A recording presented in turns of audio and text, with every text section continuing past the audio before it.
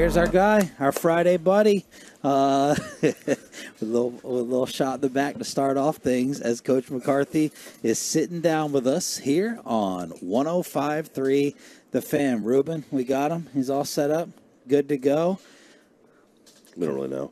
Coach? We'll find out in a minute. Are you good to go? Yeah, good to go. Okay.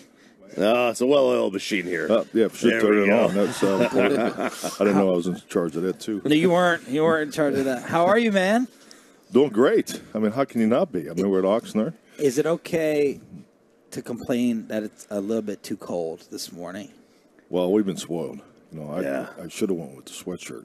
Yeah. Because it was a little nippy walking over here. These guys are freezing. We're afraid. I got shorts on. Big mistake. Well, you know what it is back home now. 106? Yeah, no. Yeah, so. When you walk off the airplane, you land and walk off the airplane, just smacks you right in the face. Yeah. It's pretty awful.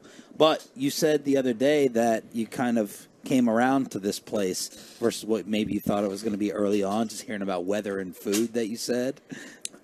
Yeah, no one was talking about football. So, yeah, no, this is an incredible football environment. I mean, just the layout, the fields are in great shape. You know, I think from the field to the furthest point of the team meeting room, I mean, it's a 2-minute walk, 3-minute walk. So just the function of this place is incredible. Obviously, the weather, the people, the fans. No, I love it. Do you feel because of the weather that the practices could be more fast-paced? Less breaks maybe just because it's so calm out here? You don't think we're practicing fast? No, I do. That's what I'm saying. Yeah. No, compared to what you might be doing at. Well, I don't know if you guys never get out of the tent. You know, Yeah. You get to watch practice, or Yeah. Oh, okay, good. No, we're just saying compared to maybe 108 in Texas. Yeah. You can't maybe practice as fast as you could out here. Yeah, no, I think this gives you a chance to get into full speed mode, and it's really on the back end. It's the recovery. I mean, the guys are doing a great job. I mean, there's a bunch of them already in there. Going, activation, stretching, and so forth. So the recovery part of it is incredible. You're on an 11-hour schedule with the vets, 12 hours for the rookies. So a lot of that's built in. And today will be the first 2.5-hour practice they're allowed to have. Based on the CBA rules and things like that. So there's a lot of mechanisms that are built in. Going back to your question about the heat and. That I think would definitely help that situation. But on our side of it being here, I mean, it gives us a chance just to, go full go and not worry about it. So it was the first 2 or 3 days, because we noticed they were it seemed like they were shorter, and then they gradually got, is that CBA related? Correct. Yeah, absolutely. Yeah, they flew by. The big story, though, that we're trying to uncover is we've been getting some talking tos from PR. And the word is that it got to the top that if our noise level was not corrected and reduced, we'd be having the shows from the other side of the end zone. Can you confirm that, Coach McCarthy? Well, now I have a different tone because I was really irritated because they told me it was didn't tell me it was you guys. Okay, I knew it was choppy. You would have let it slide. Oh, yeah. Well, we'll obviously, we'll work with you here. Okay, there you go. Thank you very much. We're getting ready to throw your ass out the gate. I mean, based off the way it was presented to me. I mean, it was... Yeah, they said we could... I mean... That's part of the rest of recovery. Just what we were talking about. He's got to let him sleep in a little bit. Yeah. Well, we have to bring our energy. So how do we balance that? There's a really nice spot like that. There is a spot over there if we need to use it. So. Okay. So word did get but up we'll the work ladder. with you guys. You know that. Well, we're only here for one more day. Yeah. What's a bigger problem, us at 3:30 out here or the midday show while you guys are doing the presser right over here? They're conducting an interview and you guys are trying to talk to the rest of the media. Which one do you think, Ted? I don't know. I'm laser focused on those great questions I'm getting. I just want to do a good job. So I didn't realize there was anything else going on. Oh, Tad says it's us that we're the problem. We don't see Tad up this early unless the big dog's here. So it's nice to see him getting out of bed, the personal PR team. There's been a lot of discussion about simplifying the offense and making things a little more streamlined. Can you explain, just because it feels like there's a little bit of a narrative nationally on some of these talk shows that a simplification is basically, a dumbing down, and that's what they... Can you explain why simplification is the right word for it and why it's more just about ease? Yeah, I'm not in tune with the conversation, obviously, but simplification, I think it's really a reflection of the confidence and really the job that the assistant coaches did in the spring. Yeah, I don't look at anything that we're doing that's simpler than we did in the past. Frankly, we've given more responsibility to a number of positions in the protection in the pass game. So, I mean, really the facts of the matter, we're asking more of our players in the mental realm. So, but I think the connection, and I just give, our players an incredible amount of credit for, for that 5 weeks off. We had a high number of our guys working out the facility together. We had, obviously Dak and his trip to Georgia. So, they continued the work there. I just think you're seeing the group that's, a year better. The rookie class has this is a really good rookie class in that area. I mean, these guys, they bring it, as far as the extra study habits and so forth. So I wouldn't say it's simpler, but I'm glad our players think that, because I think that they've definitely are receiving the message. I think we were able to, when you're in an offense or a defensive scheme in your second, third year, because in some ways this is our third year on offense, but in some ways it's our first year because of the new things we've asked them. But, when you're able to lump them and clean them and maybe take out some of the, variations that you just know you're not going to call, maybe it seems simpler. I know also last year, everybody, you guys, the players had talked, and we talked about this with CD the other day, the idea of communication needed to improve last year, that sometimes that was an issue.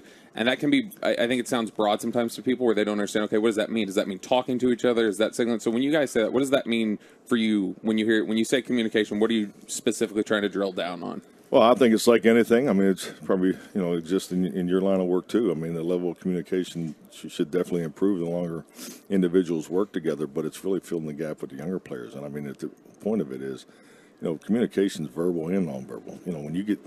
When you get to the point where you just look at a guy and he knows what you're thinking based on the play call instead of, you have to give him a signal or, so there's different levels of communication. And as we're able to climb our levels, it'll make us more efficient. We'll be able to play faster. And obviously, we're winning the pre-snap battle against the defense where we're not always signaling, with blinking lights. Mike McCarthy here on the Fan. Are you having fun calling the plays again? Oh yeah, no, you get to compete. It's football's all about competition, and my prior existence was I had to compete having a better practice schedule than the other guy. So now I get to call plays against the defense. No, I'm loving it. So how has your time changed in terms of being divvied up as the CEO versus the play caller? That's nonstop. It's good, and I think just like anything. I mean, I've always enjoyed being busy, so I just I go from one to just start about this time every day and just keep going. So I think we already know the answer to this, but Dak and Diggs trash talking each other the other day. That has happened from the beginning of time, right? LaShawn McCoy and others are like, a great quarterback doesn't get talked to by his teammate like that in practice, and he played with Brady and them. You've had some pretty good quarterbacks. That type of trash talk has always happened, right? Yeah, I go back to, and I think, every era is a little different, but yeah, Brett and Aaron would, they get in there with the best of them. So yeah, I think that's all normal. So, and hey, and our defense is feeling it. They're excited about where they are, and they're playing with great confidence, which we want. And it's it's good all the way around. I mean, it's great competition. It's obviously a big part of our complementary football formula. Playing to play into our defense. So absolutely. So it's hey, if you don't like the choice of words, don't listen to it. I mean, that's part of the football environment. That's what we tell our audience all the time. Who has developed, coach, or like taken a nice off-season leap that you've kind of noticed early on out here, a guy or two? Jalen, JT. I mean, clearly, I'm excited for him because he's. And I'll tell you what, and it's hard just to point out one because our rookie class has really bought into the process and in the identification how important it is from year one to year two, whether you didn't have an opportunity to play or you didn't have an opportunity to play or you played just special teams. So I'd say the whole class, but I just think watching him he's one of the guys that's always doing extra. So and we have quite a few. What about Gallup year to year? Because it seems like last year maybe the injury had a mental aspect to him. Getting over the knee injury. How has he looked year to year?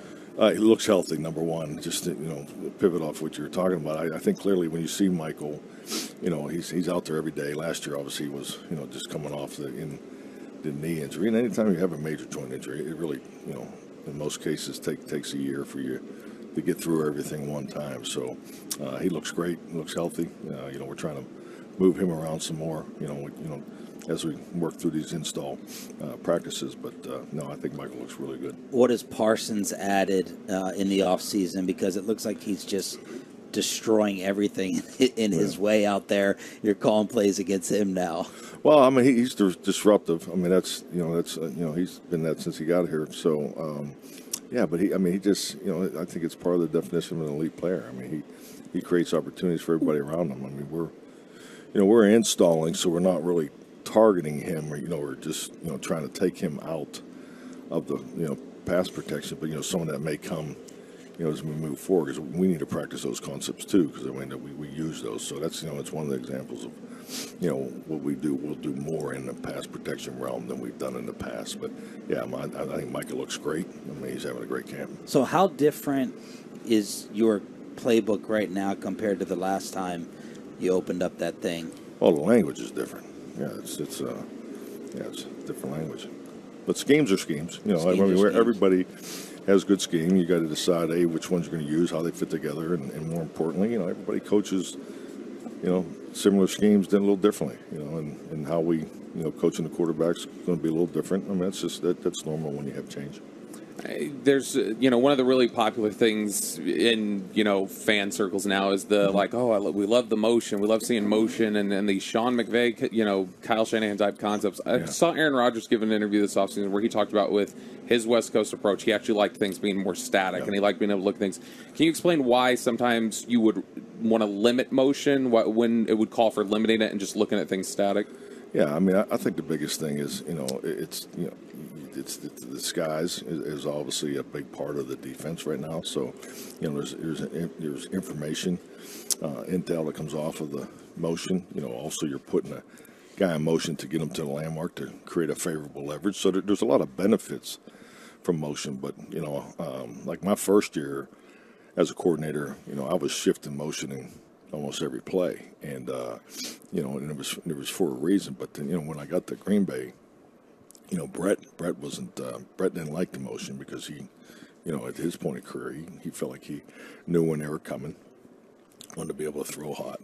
He wanted more separation. And then we started with a little more motion when Aaron got going, and then as he got, more, even like the bunch and stacks and so forth. So, but, and there's an ability to that because you can line up in 2x2 and 3x1 all day with Aaron Rodgers and run every concept in football. And so, there's benefits of both. I mean, so and the other thing about motion too, particularly early in the year, you got to watch wearing your perimeter players out. We had a game down there in Tampa, the opener, 2 years ago. Maury Cooper ran a track meet, by the end of the game. So you got to watch those things too. So a lot of benefits from motion. I think we're going to use it, but I think we're going to be more detailed on when we use it. You looking forward to our Fridays again? Oh, yeah, absolutely. I can tell. I can tell. Yeah. Well, I got my first 2.5 hour practice today, but really looking forward to Fridays. Okay, well, Fridays with us. Oh, yeah. During the season. That's good. He gave us gold last year. He did, yeah. He gave us the gold. I'm always there with bells on. I mean, I'm just ready to go. You bring it strong. Thank you, Coach. It's good to get, I can watch video at the same time, so I'm able to multitask. It's a great setup. Thank you, Mike. Great sitting down with us. We appreciate you, and we look forward to another great season ahead. Thank you, man. All right, thank you, man. Thanks for having me.